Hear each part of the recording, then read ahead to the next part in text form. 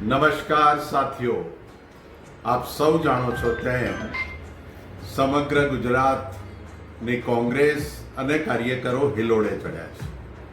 મહાત્મા ગાંધીને 100 વર્ષ થયા પ્રમુખ બને એની શતાબ્દી ઉજવી રહ્યા છે. 150મી સરદાર વલ્લભભાઈ પટેલ સાહેબની જન્મ જયંતિ ઉજવી રહ્યા છે અને બંધારણ જે વિશ્વનું સૌથી મોટું બંધારણ, સમૃદ્ધ બંધારણ, એને 75મી વર્ષગાંઠ ઉજવી રહ્યા છે. ત્યારે ગુજરાતના આંગણે તારીખ 8મીના રોજ સરદાર વલ્લભભાઈ પટેલ સ્મારક ઉપર કોંગ્રેસ સમિતિની કાર્યકારિણી એટલે કે CWCની બેઠક સવારે 10 વાગે ચાલુ થશે. સાંજે 5 વાગે ગાંધી વિચારોને વંદના સાથે પ્રાર્થના સભા ગાંધી આશ્રમ થશે.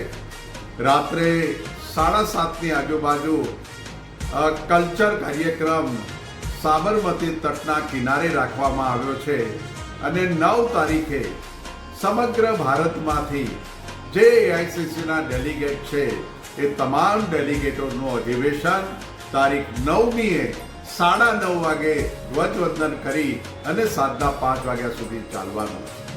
આ અધિવેશનો જે મળ્યા એ અભૂતપૂર્વ અધિવેશનો હતા.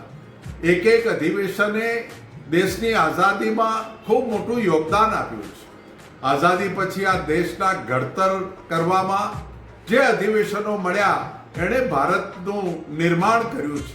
એવા અધિવેશનો જ્યારે ગુજરાતમાં મળી રહ્યા છે ત્યારે આ અધિવેશનોના વિચારોમાંથી જ પૂજ્ય મહાત્મા ગાંધીની શહીદી આવે છે અને આ દેશની ધર્મના જનૂન વચ્ચે એ શહીદ થયા.